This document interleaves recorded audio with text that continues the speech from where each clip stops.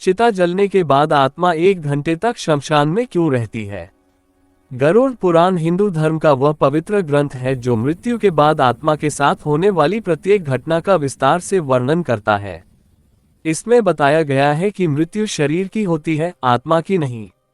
आत्मा अमर है, पर शरीर छूटने के बाद उसकी यात्रा अत्यंत पीड़ादायक होती है। जब किसी मनुष्य की मृत्यु होती है तब उसके प्राण निकल जाते हैं, लेकिन आत्मा तुरंत कहीं नहीं जाती। वह कुछ समय तक उसी शरीर के पास रहती है। आत्मा को ये समझ नहीं आता कि उसकी मृत्यु हो चुकी है। वह स्वयं को जीवित ही मानती है। जब परिजन उसके शरीर को उठाकर शमशान ले जाते हैं, आत्मा भी उसी के पीछे चलती है। वह देखती है कि लोग उसके शरीर को कंधों पर ले जा रहे हैं, पर उसे यह बोध नहीं होता कि वह शरीर अब उसका नहीं रहा। गरुड़ पुराण के अनुसार आत्मा का अपने शरीर से गहरा मोह होता है। जीवन भर जिसे उसने मैं माना, उसी से अलग होना उसके लिए सबसे कठिन होता है। जब शरीर को चिता पर रखा जाता है और अग्नि दी जाती है, तब आत्मा अत्यंत व्याकुल हो जाती है। आग आत्मा को जला नहीं सकती, लेकिन आत्मा को ऐसा अनुभव होता है जैसे वही जल रही हो। वह अपने ही शरीर को जलते हुए देखती है और भीतर से टूट जाती है। इसी क्षण उसे यह सत्य दिखता है कि धन, अहंकार, पद और संसार सब उसी चिता में समाप्त हो रहे हैं।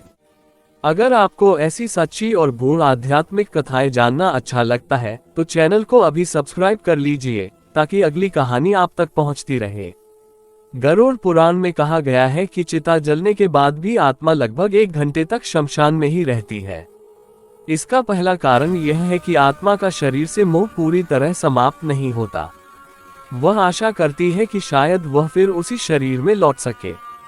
दूसरा कारण यह है कि मृत्यु के तुरंत बाद आत्मा को सूक्ष्म शरीर प्राप्त नहीं होता। यह प्रक्रिया धीरे धीरे पूर्ण होती है।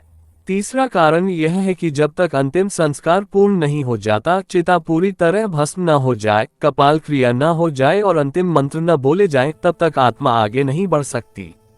जैसे ही शरीर पूर्ण रूप से राख बन जाता है, उसी क्षण आत्मा को सूक्ष्म शरीर प्राप्त होता है। ये सूक्ष्म शरीर वायु के समान होता है, जिसे सामान्य मनुष्य देख नहीं सकता।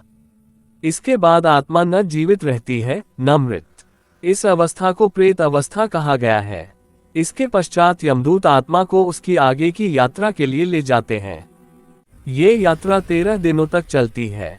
इन्हीं दिनों में किए गए पिंडदान, तर्पण और श्राद्ध आत्मा को मार्ग दिखाते हैं। गरुड़ पुराण में स्पष्ट कहा गया है कि यदि ये कर्म न किए जाएं, तो आत्मा भटकती रहती है और उसे शांति नहीं मिलती। अब एक प्रश्न अपने आप से पूछिए, यदि आज ही मृत्यु आ जाए तो क्या हमारी आत्मा निश्चिंत होकर आगे बढ़ पाएगी, या उसे भी शमशान में रुकना पड़ेगा?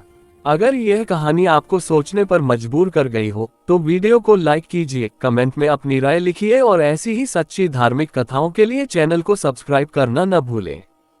क्योंकि गरुड़ पुराण यही सिखाता है, शरीर नश्वर है, आत्मा अमर है और अंत में केवल हमारे कर्म ही हमारे साथ जाते हैं।